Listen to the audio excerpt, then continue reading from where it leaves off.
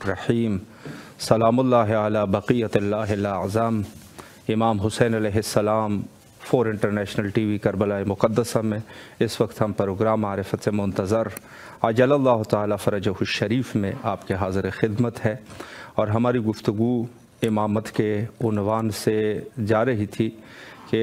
इमामत जो है उसकी क्या अहमियत है और क्या हमें इमामत की मारिफत हासिल करना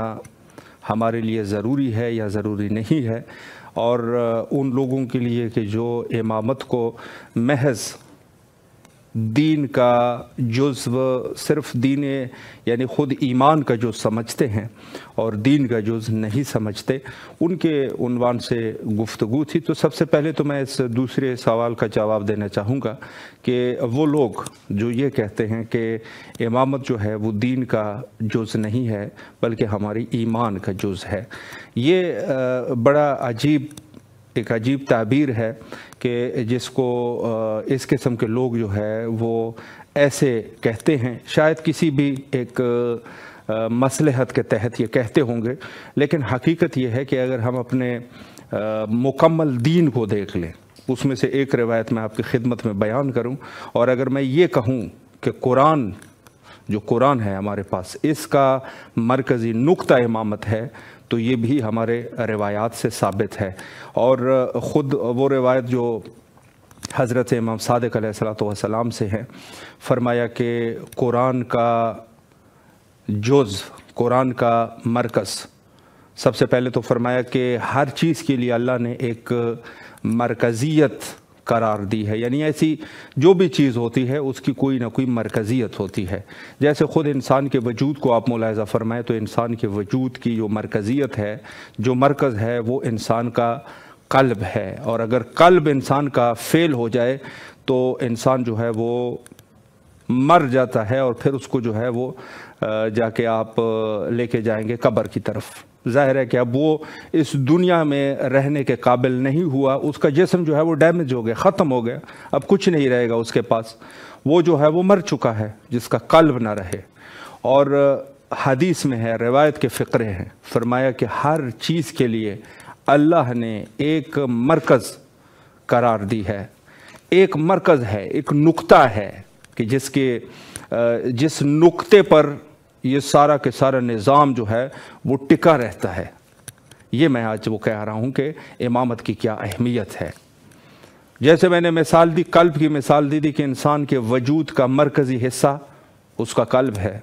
क़ल्ब नहीं रहेगा तो इंसान नहीं रहेगा। और रिवायत में मिलता है कि मासूम ने फरमाया कि कुरान का क़ल्ब सूरह यासीन है, और सूरह यासीन का भी एक क़ल्ब है, और वो 12वीं आयत है, सूरह यासीन की 12वीं आयत, और फिर उस 12वीं आयत का भी एक क़ल्ब है, और वो ये आयत है कुल्लु शैइन अहसैनाहु फ़ी इमाम मुबीन। और फिर इस छोटे से टुकड़े का भी एक क़ल्ब है, और वो है इमाम, यानी कुल्लु शैइन अहसैनाहु फ़ी इमाम मुबीन। पूरे कुरान का यानी बिस्मिल्लाह से लेकर वन्नास तक इस पूरे कुरान का क़ल्ब जो है वो ये आयत है, कुल्लु शैइन अहसैनाहु फ़ी इमाम मुबीन। और फिर मेरे मौला ने फरमाया कि इस छोटी सी इस टुकड़े की इस आयत के टुकड़े का भी एक क़ल्ब है, और वो है इमाम, यानी इमाम जो है वो पूरे कुरान का क़ल्ब है। ये हमारा अकीदा है, हमारे मज़हब शिया का अकीदा है, क़ल्ब इमाम है। अब आप ये बताएं कि अगर कोई शख्स ये कहे कि इमामत जो है वो हमारे एतकादात का हिस्सा नहीं है बल्कि हमारे जुज़्व दीन नहीं है, या जैसे कह देते हैं जुज़्व कलमा नहीं है या जुज़्व आज़ान नहीं है, बल्कि ये क्या है, जुज़्व ईमान है, तो किस चीज़ का ईमान? आपके पूरे कुरान का, जो कि कुरान ज़ाहिर 3 हिस्सों पर है, अहकाम है, फ़ज़ाइल है,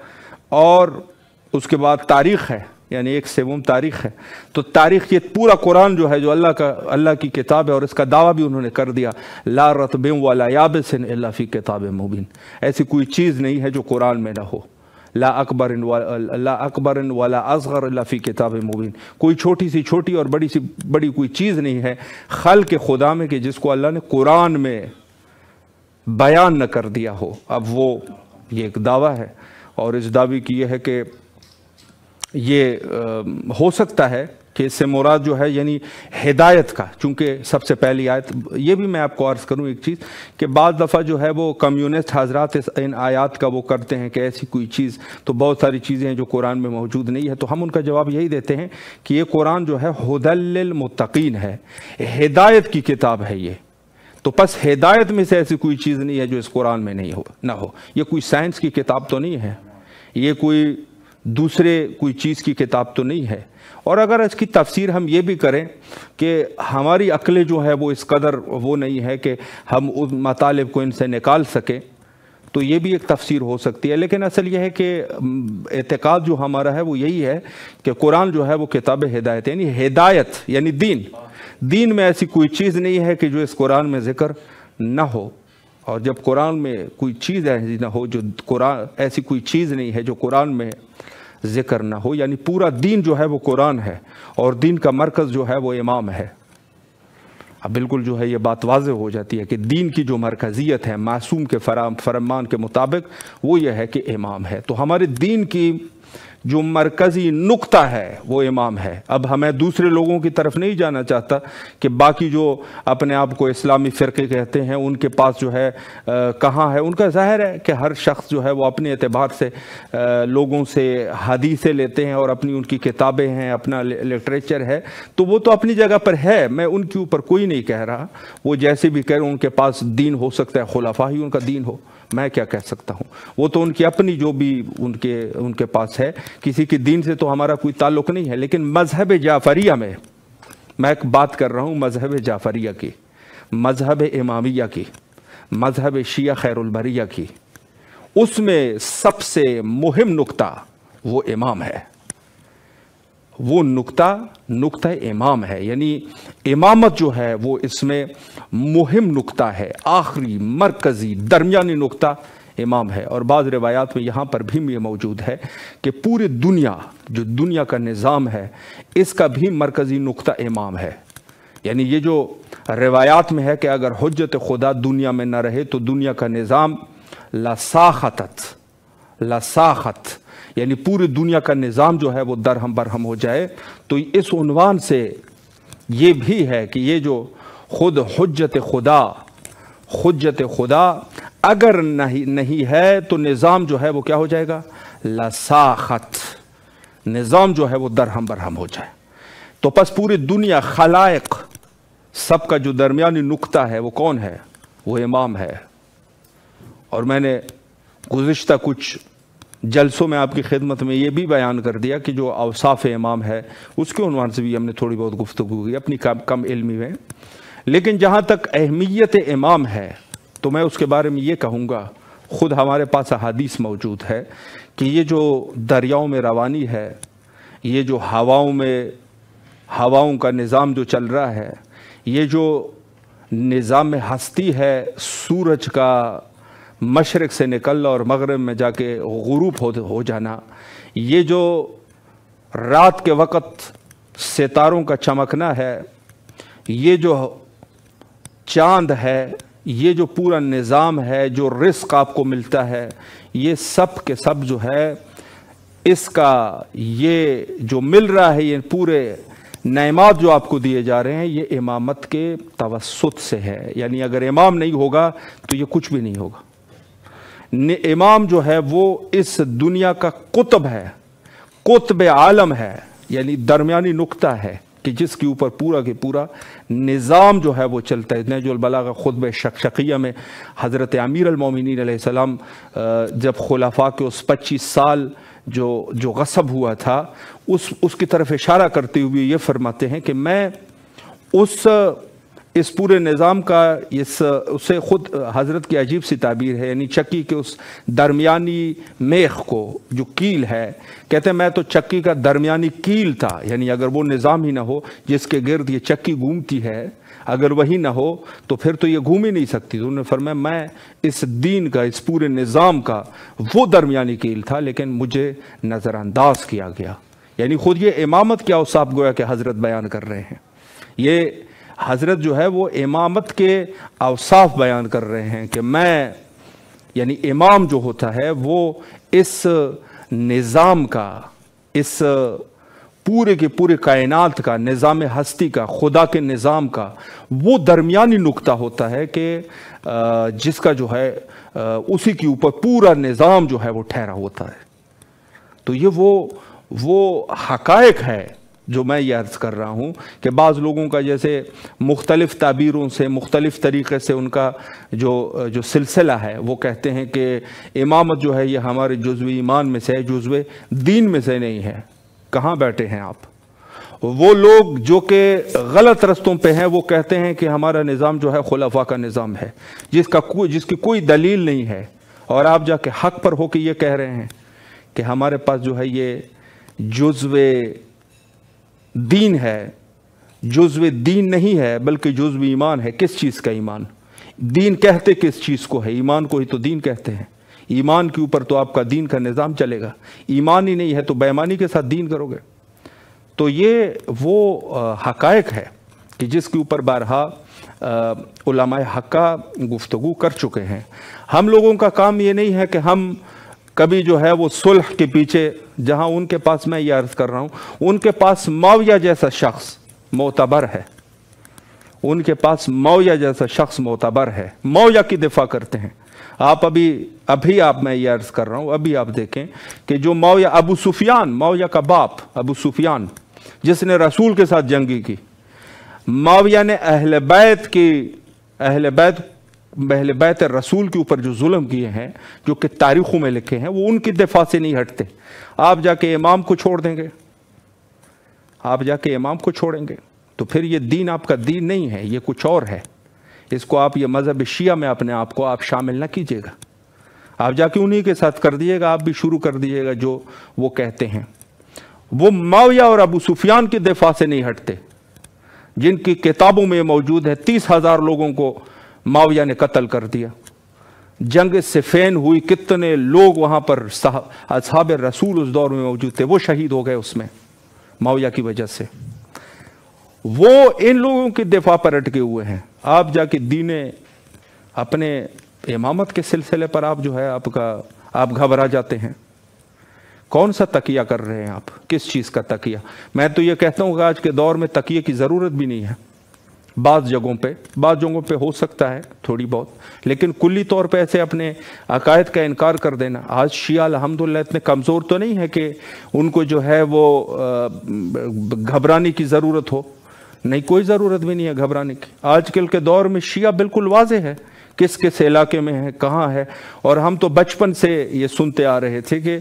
جب بھی ماہ محرم ہوتا تھا تو اس دور میں یہ لوگ جو ہے وہ کہتے تھے کہ پتہ نہیں یہ محرم کے مہینے میں چنٹیوں کی طرح کیسے باہر نکل آتے ہیں، کیونکہ ظاہر سیاہ کپڑا پہن کے باہر نکلتے تھے۔ کہتے کہاں سے نکلتے ہیں، ہمیں تو پتہ بھی نہیں ہے کہ اس میں شیعہ کون ہے۔ آج کے اس دور میں اربعین حسینی نے سب چیزوں کو بالکل واضح کر دیا ہے،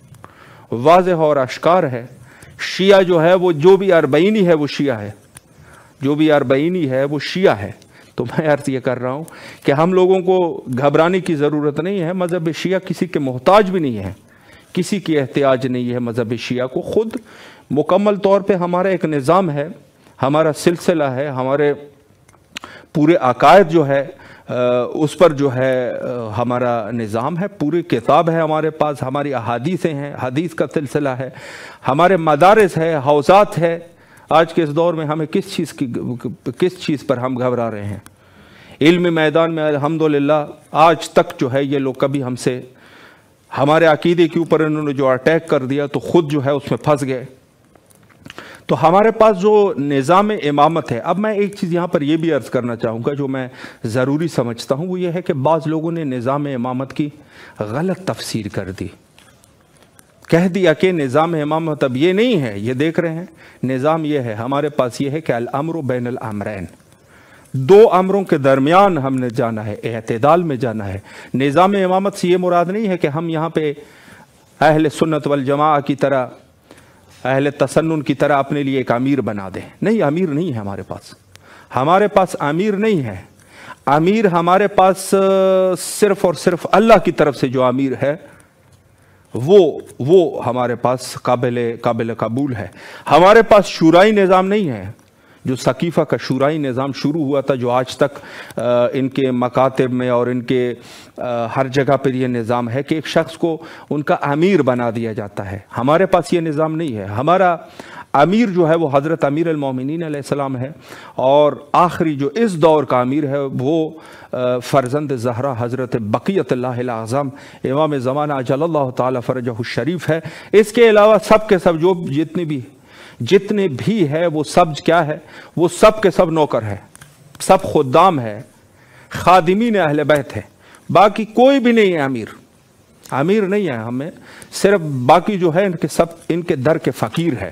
ختم بات۔ نظام امامت کا یہ غلط لفظ استعمال نہ کرے، غلط طریقہ کہ آپ جو ہے وہ کہیں ہم نے نظام امامت بنانا ہے، یعنی اپنے لیے ایک امیر بنائیں گے اور پھر اس کے تحت ہم کام کریں گے، یہ غلط چیزیں ہیں، یہ نہیں چلے گا۔ ہاں علماء صالحین ان کی فوقیت ہے جو کہ لوگوں کو خدا اور رسول کا نام بتاتے ہیں، لیکن سیاسی طور پہ جو عالمی آپ اس کو ایک رنگ دینا چاہتے ہیں، یہ غلط طریقہ ہے، یہ طریقہ ہی غلط ہے۔ طریقہ صحیح یہی ہے کہ ہم منتظرین حضرت امام زمانہ عجل اللہ تعالی فرجہ الشریف ہو جائے، منتظرین ان کے، اور انتظار کا بھی طریقہ ہے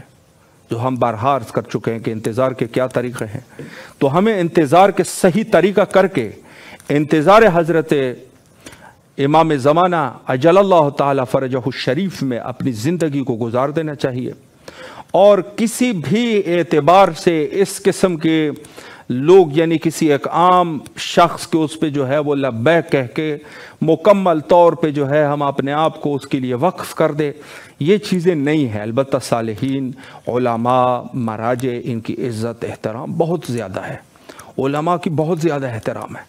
یعنی عالم جو ہے وہ کبھی دوسرے شخص کی طرح عامہ اور بصیر کی مثال ہے، ایک مرجع دینیہ ہے، اس کا احترام ہے، اور سب کو چاہیے کہ جو مسائل دینیہ ہے اس کی طرف رجوع کرے اور ان سے پوچھے۔ بہتر طریقہ ہے کہ ہم خود اپنی طرف سے اگر دین سمجھیں گے مشکل ہوگی، اس کے ہم قائل ہیں، جتنی بھی ہے وہ مشکلات بنیں گے، آپ اپنی طرف سے کہاں تک آپ کا کسی اور زندگی کی کسی اور شعبے سے آپ کا تعلق ہے، آپ کس طریقے سے یہ کر سکتے ہیں؟ نہیں کر سکتے، آپ دین کے اسپیشلائزیشن میں ظاہر وقت لگے گا، تو ہمیں علماء کی طرف رجوع کرنا ضروری لازمی ہے، لیکن اس کا قطعی یہ مطلب نہیں ہے کہ ہم اس کو جا کے قائم مقام امام بیٹھا دیں، بس یہ میرا مقصد یہی ہے۔ قائم مقام امام کوئی نہیں بیٹھ سکتا، امام کے قائم مقام کوئی نہیں بیٹھ سکتا، امام کا جو مقام ہے وہ اس کا جو ہے لیس لہو نذیر ولیس لہو مثیل، اس کا نہ کوئی نظیر ہے اور نہ اس کا کوئی مثیل ہے۔ یہ نہیں کہہ سکتے کہ یہ شخص حضرت امیر المومنین علیہ السلام کی طرح ہے، یہ نہیں کہہ سکتے یہ شخص امام حسین علیہ السلام کی طرح اپنے وظیفہ پر عمل کر رہا ہے، یہ غلط الفاظ ہے، یہ 100% غلط الفاظ ہے۔ ان کی طرح کوئی نہیں ہے، ان کے غلاموں کی طرح بھی کوئی نہیں ہے، مقداد کی طرح کوئی نہیں ہے، میثم تمار کی طرح کوئی نہیں ہے، عرض آپ کی خدمت میں کہ سلمان محمدی کی طرح کوئی نہیں ہے، ان کے جو اصحاب باوفا ہے، کون ہے کربلا کے شہداء کی طرح؟ کوئی ہو سکتا ہے؟ امام رضا علیہ السلام کے دور میں ایک شخص نے کہا کہ مولا آپ قیام کر لے، آپ کے جد بزرگوار حضرت سید شہداء علیہ السلام نے کم لوگوں کے ساتھ قیام کر دیا تھا، آپ بھی قیام کر لے، آپ کے پاس تو زیادہ ہے لوگ۔ تو امام رضا علیہ السلام نے فرمایا کہ خبردار، خاموش ہو جا، ان کی طرح کوئی نہیں، کربلا والوں کی طرح کوئی نہیں، وہ تعداد میں کم تھے لیکن ان کی طرح باوفا کوئی بھی نہیں ہے۔ خود سید شہداء علیہ السلام کے فرامین میں بھی یہ ملتا ہے کہ فرمایا کہ میری طرح جو ہے کوئی کسی بھی معصوم کے اصحاب میری طرح نہیں ہے، جیسے مجھے اللہ نے اصحاب دیے ہیں ویسے اصحاب کسی کے پاس نہیں تھے۔ اللہ اکبر، بہت بڑا جملہ ہے۔ تو ان کے جو غلام ہے وہ غلاموں کی طرح کوئی نہیں ہے، چیجائی کے انسان یہ کہے کہ یہ شخص جو ہے وہ معصوم کی طرح ہے۔ تو ہمیں ان غلو کا، اسی کو تو غلو کہتے ہیں، اس غلو کا جو ہے وہ مقابلہ کرنا چاہیے۔ جو ہمارے اپنے دین میں جو لوگ اس وقت یہ اس قسم کی بدعتیں کر رہے ہیں تو ان کا بھی مقابلہ کرنا چاہیے۔ ہمیں کسی کے اوپر زبردستی نہیں کرنی چاہیے، جس کا جو دین ہے اسی دین پر آپ با افتخار ہو کے کہیں میں اہل حدیث ہوں، کوئی مشکل نہیں ہے۔ آپ کہیں میں مثلا وہابی ہوں، کوئی مشکل نہیں ہے۔ آپ کہیں بھئی میں اہل تسنن ہوں، کوئی مشکل نہیں ہے، سب انسان ہے، اور ہمارے پاس تو احترام ہی احترام ہے۔ حضرت امیر المومنین علیہ السلام نے فرمایا کہ کسی شخص جو ہے آپ کے لیے سب لوگ با احترام ہے، یا تو وہ دین کے اعتبار سے آپ کے ہم صنف ہے، یعنی دین کے اعتبار سے آپ بھی شیعہ ہے وہ بھی شیعہ ہے، یا جنسیت کے اعتبار سے کہ آپ بھی جو ہے وہ انسان ہے اور وہ بھی انسان ہے، تو انسان کے اعتبار سے احترام ہے۔ لیکن یہ ہے کہ اپنے آپ کو شیعہ کہہ کے پھر شیعہ اعتقادات کے اوپر حملہ کرنا، یہ جو ہے یہ پھر قابل قبول نہیں ہونا چاہیے، بلکہ کوشش علماء کی یہ ذمہ داری ہے کہ وہ اس مسئلے میں جو اس قسم کی گفتگو کرتے ہیں ان کو صحیح طریقے سے تنبیہ کرے اور لوگوں کو تنبیہ کرے۔ حقیقت یہ ہے آج کل کے دور میں کوئی کسی کو کیا تنبیہ کر سکتا ہے، لوگوں کو تنبیہ کرے کہ یہ شخص جو ہے وہ اس قسم کا ہے۔ تو ہمیں ہر حال میں، جو کہ ہمارے ائمہ ہمیشہ سے ہی مظلوم واقع ہوئے، تو ہمیں خود ائمہ اطہار علیہ السلام کے ان تعلیمات پر مکمل طور پہ غور و فکر کرنا چاہیے۔ سب سے بڑی ضروری بات تو یہ ہے، اور خود انتظار امام حضرت امام زمانہ اجل اللہ تعالیٰ فرجہ الشریف میں صحیح طریقے سے انتظار کرنا چاہیے، صحیح طریقے سے انتظار کرنا چاہیے۔ اور انتظار میں مہم چیز یہ ہے، انتظار کا طریقہ آخری اس پروگرام کے آخری حصے میں بیان کروں۔ انتظار کا طریقہ یہ ہے کہ ہم زیادہ سے زیادہ حضرت امام حسین علیہ السلام سے جڑ جائیں، ان کی عزاداری میں جڑ جائے، عزاداری کرے، یہ صحیح طریقہ ہے انتظار کا۔ اور زیارت امام حسین علیہ السلام خود بھی جایا کرے، زیادہ سے زیادہ جایا کرے، اور دوسرے لوگوں کو بھی اس کی رغبت دلانی چاہیے۔ یہ نہ کہیں کہ شخص جو ہے وہ غریب ہے، شخص جو ہے وہ نادار ہے، اس کے پاس پیسے نہیں ہیں، نہیں، کوئی بھی ہو اس کو زیادہ سے زیادہ حضرت امام حسین علیہ السلام کی طرف رغبت دے، بس یہی طریقہ ہے۔ اور خود جیسے ملتا ہے روایت میں کہ جب امام ظہور فرمائیں گے تو اس وقت سب سے زیادہ، یعنی سب سے پہلے وہ حضرت امام حسین علیہ السلام کے نام سے ہی اپنے آپ کی معرفی فرمائیں گے، کہیں گے اے اہل عالم خبردار ہو جاؤ کہ میرے جد مظلوم حضرت امام حسین علیہ السلام حالت تشنگی میں دنیا سے رخصت ہوئے، ان کو شہید کر دیا گیا، قتل کر دیا گیا۔ یہ وہ مقام ہے کہ جس سے یہ اندازہ ہوتا ہے کہ جب ہمارے وقت کے امام تشریف لائیں گے تو اس وقت حضرت امام حسین علیہ السلام کو دنیا میں سب جانتے ہوں گے، سب کے سب جانتے ہوں گے، اور امام انہی کے نام سے اپنی معرفی کرائیں گے کہ میں فرزند حسین علیہ السلام ہوں، میں امام حسین علیہ السلام کا بیٹا ہوں، وہ میرے جد ہے۔ تو یقین جانیے کہ ہم انتظار کے اس طریقے کو اگر دنیا میں عام کر سکے، امام حسین علیہ السلام سے سب لوگوں کو جوڑ دو، جب بھی کوئی عزاداری کا پروگرام رکھیں، جب بھی کوئی بھی ہو، اس اعتبار سے زیادہ ہمیں مولا امام حسین علیہ السلام سے اپنے آپ کو جوڑنا چاہیے، چونکہ انتظار کا یہی صحیح طریقہ ہے، اور اسی سے ہی ہمارے وقت کے امام حضرت امام زمانہ اجل اللہ تعالیٰ فرجہ الشریف مسرور ہوتے ہیں۔ ہمیشہ حجت خدا کے ظہور کے لیے دعا کیا کریں، اور آخر میں یہی دعا ہم بھی کرتے ہیں، اللہم عجل لولیک الفرج۔